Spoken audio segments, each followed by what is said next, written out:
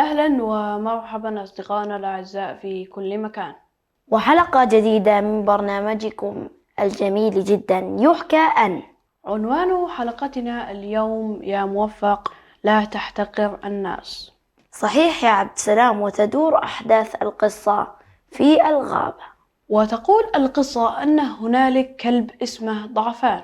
هذا الكلب مريض ويعيش على أطراف الغابة، ليس له عائلة ولا أصدقاء، وكل حيوانات الغابة يشوفوه باستهتار وما يلاقون أي فائدة من صداقته، يعني مصابينه على فاضي. وفي يوم من الأيام تقابل القرد ووحيد القرن أمام منزله. قال القرد: مرحبا أيها الخرتيت، لماذا جئت إلى هنا؟ أجابه الخرتيت: كنت أمارس الرياضة. وأيضا أردت استنشاق بعض الهواء. رد عليه القرد: فكرة جميلة. سمع الكلب ضعفان الصوت وخرج إليهما. قال له القرد: مرحبا صديقنا. صاح الكلب بسعادة: مرحبا أيها القرد الطيب. أما الخرتيت فنظر إلى الكلب بتكبر. وقال القرد: لماذا تهتم بهذا الكلب المريض؟ رد عليه القرد: إنه جارنا، واحد من سكان الغابة. قال الخرتيت: هو ضعيف ومريض ولا رجاء منه. رد القرد: لكن حسن الجوار أمر طيب، وقد تحتاجه في يوم من الأيام. ضحك الخرتيت السمين بشدة وقال: أنا أحتاج إلى هذا الكلب الضعيف. وأضاف: ما الذي حدث لعقلك أيها القرد الذكي؟ أجابها القرد: أنت لا تعرف المستقبل يا صديقي. عاد الخرتيت المتعالي إلى بيته، وبعد استراحة قليلة خرج ليتمشى قليلا في الخارج. وفي الطريق قابله الذئب، فقال له: هل تريد أن تستمع النكتة؟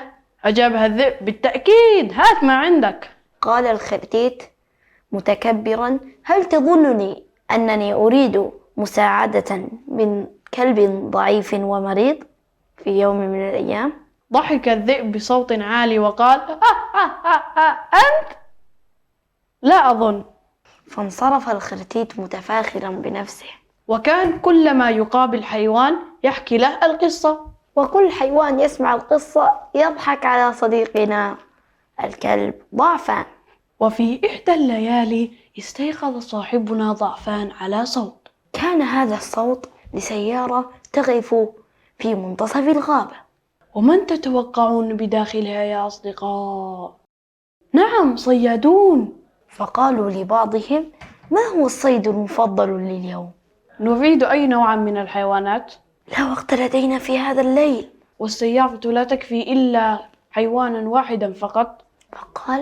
فقال أحدهم: إذن فلنصطاد خرتيتا. ثمنه مرتفع وجلده مطلوب دائما. وإذا وجدنا وقتا نصطاد قردا أيضا. فهو مطلوب في السيرك والحدائق. قال الكلب في سره: يجب أن أحذر الجيران من الصيادين. بما يقول هؤلاء الصيادين. لكن كان يفكر: وقتي ضيق جدا، فإما أن أذهب إلى القرد وإما أن أذهب إلى الخرتيت.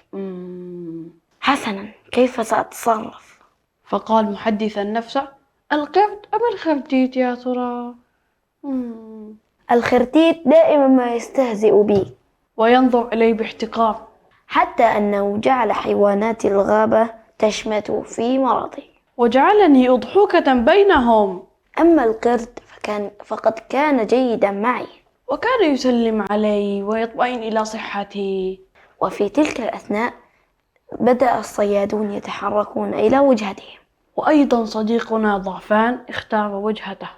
أصدقائنا المشاهدين، لا بد أن الحكاية مشوقة. وأنتم تريدون معرفة من اختار صديقنا ضعفان. هل اختار القرد أم الخرتيت؟ ستعرفون ذلك، ولكن بعد الفاصل. فاصل قصير ونواصل بعده حكايتنا.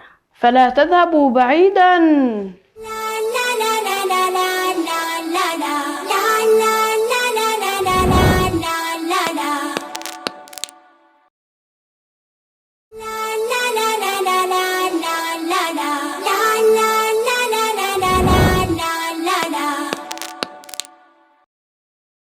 مرحبا يا أصدقاء، عدنا لكم بعد فاصل قصير مع صديقكم موفق ناصر. وصديقكم عبد السلام. هل نواصل يا موفق؟ طبعا يا عبد السلام، فالأصدقاء ينتظرون. حسنا، تحرك الصيادون وفي نفس الوقت تحرك الكلب الضعفان. اختار صديقنا ضعفان أن يحذر صديقنا القرد، فاتجه ناحية منزله. ولأنه من سكان الغابة فقد كان يعرف طريقا مختصرا، فوصل إليه وأيقظه من النوم. ثم انطلق بعيدا عن أعين الصيادين. وعندما وصل الصيادون إلى منزل القرد وجدوه فارغا. أما صديقنا الخرتيت فقد كان يغط في نوم عميق، حتى إنه كان يصدر شخيرا مزعجا. وعندما استيقظ وجد نفسه في شباك الصيادين الذين حملوه على سيارتهم وانطلقوا بعيدا. وكان الخرتيت حزينا منكسرا. وفي الصباح تعالت أصوات الحيوانات، وانتشر خبر الصيادين. فقالت الغزالة: لقد هجموا الصيادين بالأمس. فقالت الزرافة: وما كانوا يريدون؟ رد الغراب: كانوا يبحثون عن القرد والخرتيت. فقال الثعبان: هل استطاعوا أن يصطادوهم؟ رد الذئب: نعم، لقد اصطادوا الخرتيت. فسأل النمر: وماذا عن القرد؟ أجابه الغراب: لابد أن أحدا حذره. فذهبت الحيوانات إلى منزل القرد لمعرفة ما حدث.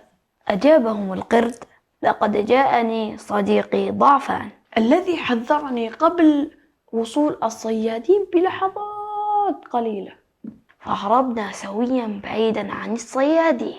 انبهرت الحيوانات بما فعله صديقنا ضعفان على الرغم من مرضه، وندموا بسبب ضحكهم عليه واستهتارهم به، وقرروا الذهاب إلى بيته والاعتذار منه، بالإضافة إلى كسب صداقته ووده.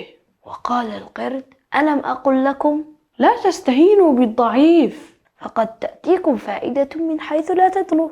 وهكذا يا أصدقاء يجب علينا ألا نحتقر الناس. انتهت حكايتنا اليوم يا عبد السلام. صحيح يا موفق، ولكن يجب ألا ننسى الدروس المستفادة. بكل تأكيد، ونلاحظ في كل حكاياتنا بأن بدايتها السلام. نعم، فلا بد على المسلم أن يسلم على أخيه المسلم، وأيضا لا بد أن يرد الآخر السلام والتحية.